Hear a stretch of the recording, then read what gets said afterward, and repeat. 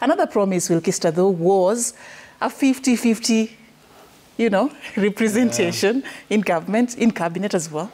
I mean, do you think this has been achieved, or at least some level of significance in terms of going this direction? The women in Kenya, do they feel like they have a space? The young people as well. Ruto was very passionate about empowering the young people. How has he addressed that agenda within the 12 months that he has been president? Right. I think for me, in terms of whether the agenda for women in the Hustler Manifesto is actually working, they overpromised on that front, and they have under-delivered. And I feel like in this phase is when they're trying to make up for that with the formation of certain committees for the two-thirds, realization of the two-thirds gender bill, and also the office headed by, I forget her name, but there's an office for gender that the president commissioned. The presidential advisor on gender. Exactly, yes, the presidential, yes, the Chigai. Yeah, so I think on that front, this is when they're trying to repair that. But as far as their manifesto and fulfilling this was concerned, that's not something we saw come to light.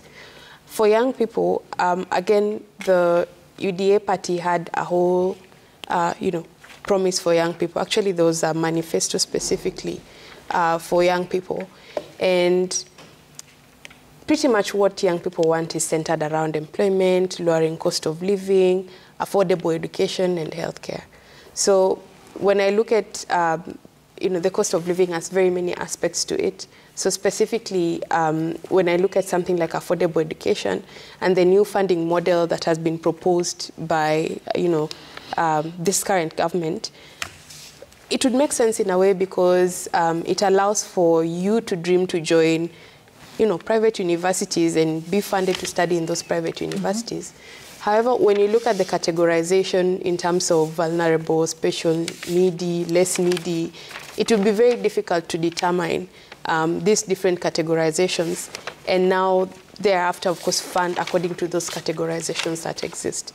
So as far as affordable education is concerned, I think there's a real struggle there in terms of how specifically the needy have been taken and then clustered again into different segments of you're needy but not very needy, you're needy but... So for me, and I believe for a lot of young people, that's problematic. And then universities have also been asking for a 7% fee, total cost of before admission. Yes, before admission.